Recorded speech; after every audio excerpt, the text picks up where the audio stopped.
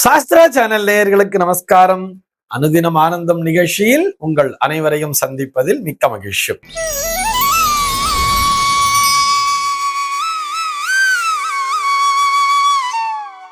இன்று 21/10/2025 இந்த நாள் குறித்து பஞ்சாங்கம் என்ன சொல்றதுன்னு பார்க்கலாம் வாங்கோ. இன்றைய தினம் விஸ்வாவசு வருடம் ஐப்பசி மாதம் 4ஆம் தேதி செவ்வாய்க்கிழமை.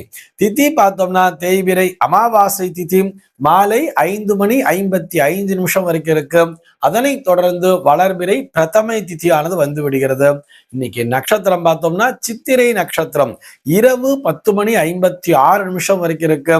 அதனைத் தொடர்ந்து சுவாதி நட்சத்திரம் என்பதும் வந்து விடுகிறது.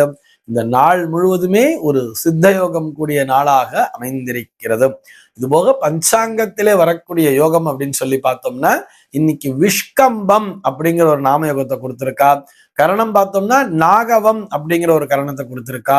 இந்த நாளானது ஒரு சமநோக்கு நாளாக அமைந்திருக்கிறது. இன்னைக்கு என்ன ஸ்பெஷல் அப்படின்னு சொல்லி பார்த்தோம்னா இன்றைய தினம் பஞ்சாங்கத்திலே சர்வ அமாவாசை அப்படிங்கிறத கொடுத்திருக்கா. இது போக இன்றைய தினம் கேதார கௌரி விரதம் அப்படிங்கிறத கொடுத்திருக்கா. இந்த கேதார கௌரி விரதத்தை மேற்கொள்பவர்கள் இந்த நாளினை பயன்படுத்தி கொள்ள வேண்டியது. இந்த கேதார கௌரி விரதம் என்பது ஆண்களும் பெண்களும் ஒன்றாக இணைந்து, அதாவது கணவன் மனைவி இருவரும் ஒன்றாக இணைந்து செய்ய வேண்டிய ஒரு விரதமாக, ஒரு நோன்பாக பார்க்கப்படுகிறது. இந்த விரதத்தினை மேற்கொண்டுதான் பார்வதி அன்னையானவள் அந்த பரமேஸ்வரனுடைய உடம்பிலே சரிபாதியினை பெற்றுக்கொண்டாளாம். ஆக ஆணும் பெண்ணும் சமம் என்பதை உணர்த்தக்கூடிய ஒரு விரதமாக, ஒரு நோன்பாக இந்த நாளானது அமைந்திருக்கிறது. இதுபோக இன்றைய தினம் லக்ஷ்மி குபேர பூஜை அப்படிங்கிறதையும் கொடுத்திருக்கா. இதுபோக இன்றைய தினமானது சப்தம அபரபக்ஷ சமாபனம் அப்படிங்கிறத கொடுத்திருப்பா. இது என்ன சப்தம அபரபக்ஷம் அப்படிங்கிறத நம்ம ஏற்கனவே விரிவாக பார்த்திருக்கிறோம். அதான் இந்த மகாலய பட்சம் அப்படிங்கிறது பஞ்சம அபரபக்ஷம் என்று வரும். அதனை தொடர்ந்து வரக்கூடிய அடுத்த 2வது பட்சமாக இது 7வது பட்சமாக வருவதால் கன்யாகதே சவிதரின்ற மாதிரி சங்கல்பத்தில் சொல்லியிருப்பார். இதிலிருந்து வரக்கூடிய அதாவது மகாலய பட்சத்தினுடைய ஒரு தொடர்ச்சியாகத்தான் இந்த பட்சமும் பார்க்கப்படுகிறது. இன்றைய தினம் முன்னோர்கள் அவர்கள் நேரடியாக சொர்க்கத்திற்கு கிளம்பி விடுகிறார்கள். அவர்களுடைய புஷ்பக விமானமானது இன்றைய தேதியிலே கிளம்பி விடுகிறது அப்படிங்கிறது தான் அந்த சப்தம அபரபக்ஷ சமாபனம் என்கின்ற வார்த்தைக்கான பொருள்.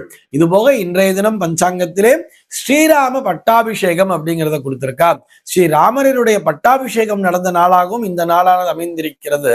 அதாவது இந்த தீபாவளி அப்படிங்கிறத நம்ம எல்லாம் ஒரு நரகாசுர வத நாளாக பார்க்கிறோம். வட இந்தியர்கள்லாம் பார்த்தோம்னா ராமபிரான் அந்த ராவண வதத்தினை முடித்து கொண்டு அயோத்திக்கு திரும்பிய நாள் தான் தீபாவளி நாள் அப்படின்னு பாப்பா. அந்த மறுநாள் வரக்கூடிய அமாவாசை நாளிலே தான் ஸ்ரீராமரனுடைய பட்டாபிஷேகம் நடந்ததாக அவர்கள் கொண்டாடுவார்கள். இதுபோக இன்றைய தினம் விக்ரமாதித்ய பட்டாபிஷேகம் அப்படிங்கிற மாதிரியும் ஒரு சில பஞ்சாங்கங்கள்ல கொடுத்திருப்பார்.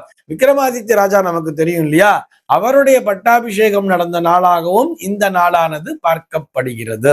சென்னையை பொறுத்தவரை இன்றைய தினத்தினுடைய சூரிய உதயம் என்பது காலை 6:03 சூரிய அஸ்தமனம் என்பது மாலை 5:43 சந்திர அஸ்தமனம் என்பது மாலை 5:42 சம்பவிக்கிறது. பிரம்ம முகூர்த்தம் பார்த்தோம்னா நாளைய தினம் அதிகாலை 4:25 முதல் காலை 6:03 வரையில் நீடித்திருக்கிறது. சென்னையை பொறுத்தவரை இன்றைய தினத்தினுடைய ராகு காலம் என்பது மதியம் 2:48 முதல் மாலை 4:15 வரையிலும், யமகண்டம் என்பது காலை 8:58 முதல் பகல் 10:26 வரையிலும், குளிகை காலம் என்பது பகல் 11:53 முதல் மதியம் 1:20 வரையிலும் சம்பவிக்கிறது. தினாந்தம் பார்த்தோம்னா இன்றைய தினம் இரவு 1:26 கொடுத்திருக்கா.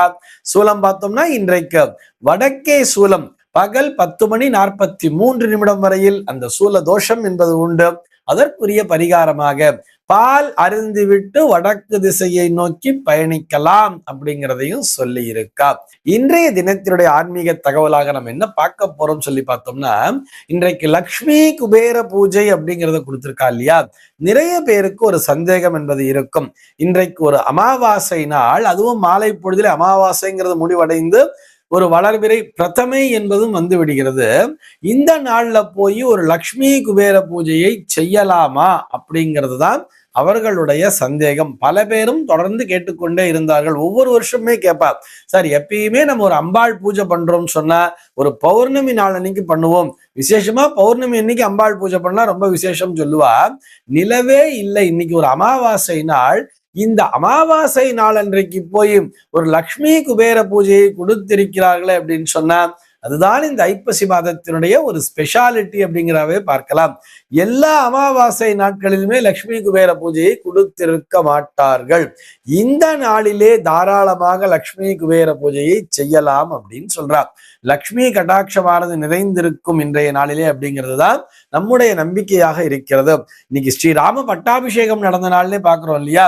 ஸ்ரீராமபிரான் பட்டாபிஷேகம் பண்ணிட்டாருன்னு சொன்னா வசிஷ்டர் தானே அவர்களுக்கு குருவாக இருந்திருப்பார். ஒரு குலகுரு வசிஷ்டர் ஒரு நாளை குறிச்சு கொடுக்கிறாரு சொன்னா அந்த நாளிலே ஏதாவது குறை என்பது வருமா? மக்கள் அனைவரும் சுபிக்ஷமாக வாழ வேண்டும், ராமராஜ்யம் அமைப்போம்ங்கிற மாதிரி தானே சொல்லிட்டு இருக்கா எல்லாருமே. ராமராஜ்யம் அப்படிங்கிறது ரொம்ப விசேஷமா சொல்றான்னு சொன்னா இந்த பட்டாபிஷேகமே இந்த நாள்ல பண்ணிட்டு இருக்காருன்னு சொன்னா மக்கள் அனைவரும் இந்த நாளிலே ஒரு பூஜையை செய்யும் பொழுது, லக்ஷ்மி குபேர பூஜையை செய்யும் பொழுது செல்வ வளத்துடன் வாழ்வார்கள் அப்படின்னு சொல்றார். ராமனை போலவே விக்ரமாதித்ய மகாராஜாவும் ரொம்ப சிறப்பாக ஆட்சி பண்ணார் அப்படிங்கிற மாதிரி நம்ம கேள்விப்பட்டிருப்போம் தெரியுமா? விக்ரமாதித்யனுடைய ஆட்சியில கூட மக்கள் அனைவரும் சுபிக்ஷமாக இருந்தார்களாம். அந்த விக்ரமாதித்ய மகாராஜா கூட பட்டாபிஷேகம் பண்ணின்றது இந்த நாளில் தான் அப்படிங்கிறத சொல்லி இருக்கா. அப்படி என்ன சார் இந்த நாளைக்கு மகத்துவம் அப்படின்னு சொல்லி பார்த்தோம்னா, பொதுவா பார்த்தோம்னா ஐப்பசி மாதத்திலே முழுக்க அந்த துலாத்திலே சூரியனானவர் நீச்ச பலத்துடன் அமர்ந்திருப்பார். ஆன்மகாரகனாகிய சூரியன், பித்ருகாரகன்னு சொல்றோம், அதாவது தந்தையாகிய சூரியன் முழுக்க முழுக்க பலம் இழந்து நீச்ச பலத்தோடு இருக்கின்ற சூழலிலே அங்கே அவரோடு சென்று இணைகின்ற அந்த மாத்திருகாரகனாகிய சந்திரன் சென்று இணைகிறார் அல்லவா? இது ஒரு அமாவாசை நாளாக இருந்தாலும் கூட அந்த சிவத்தோடு சக்தி சென்று இணைந்து அந்த சிவசக்தி ஐக்கிய நாளாகவே இந்த நாளானது பார்க்கப்படுகிறது. ஒரு சக்தியானது சேருகிறது. வெறுமனே சமமா இருக்கக்கூடிய சிவத்திற்கு ஒரு சக்தியானது சேரக்கூடிய நாளாக இந்த நாளானது அமைந்திருப்பதால் இந்த நாள்ல தான் இந்த கேதார கௌரி விரதம் அப்படிங்கிறதையும் கொடுத்திருப்பா. இந்த நாளிலேதான் லக்ஷ்மி குபேர பூஜையும் செய்ய வேண்டும்ங்கிறத சொல்லி இருக்கா. அப்படி இந்த நாளிலே லக்ஷ்மி குபேர பூஜையை செய்து வணங்கும் பொழுது நிச்சயமாக செல்வ வளம் என்பது தொடர்ந்து கொண்டே இருக்கும். அமாவாசை என்பது ஒரு முன்னோர் வழிபாட்டிற்குரிய நாளாக இருந்தாலும் கூட இந்த ஐப்பசியிலே வரக்கூடிய அமாவாசை லக்ஷ்மி குபேர பூஜை செய்வதற்கு உகந்த நாளாகவே இருக்கிறது. நேற்றைய தினம் அந்த தீபாவளிங்கிறத பண்ணியிருக்கோம் இல்லையா? இந்த தீபாவளி நரக சதுர்த்தசி ஸ்நானம்னு சொன்னாலே நம்மிடத்திலே இருக்கக்கூடிய அந்த துர்குணங்கள் அனைத்தும் அழிந்து நம்ம ஒரு புது பிறவியை எடுக்க வேண்டும். அதுக்குத்தான் தலையில எண்ணெய் தேய்ச்சி ஸ்நானம் பண்றோம், புதிய ஆடைகளை அணிந்து கொள்கிறோம். நம்ம தீபாவளி சிறப்பு நிகழ்ச்சியில கூட சொல்லியிருப்போம், எதுக்காக புது ட்ரெஸ் போட்டுக்கணும்னு சொன்னா நம்மிடத்தில ஏற்கனவே இருந்த துர்குணங்கள் அத்தனையும் நம்முடைய பழைய ஆடைகளிலே சேர்ந்திருக்கும். அதையெல்லாம் ஒதுக்கிட்டு இன்றைய தினத்திலே அந்த கங்கா ஸ்நானம்ங்கிறத பண்ணி, அதாவது தீபாவளி நாள்ல கங்கா ஸ்நானம் பண்ணும் பொழுது நம்முடைய பாவங்கள் அனைத்தும் தொலைகிறது. நாமும் ஒரு புதிய பிறவி எடுத்திருக்கிறோம். ஒரு புத்தாடைகளை அணிந்து கொள்ளும் பொழுது நம்மிடத்திலே ஒரு புத்துணர்ச்சி என்பது இருக்கும். ஒரு புது பிறவி எடுத்திருக்கோம் சொல்றோம் இல்லையா? ஆக இந்த பிறவிக்கு தேவையான செல்வ வளம் அத்தனை நமக்கு கிடைக்க வேண்டும் என்பதற்காகத்தான் அடுத்த நாளே லக்ஷ்மி குபேர பூஜையை வைத்திருக்கிறார்கள்.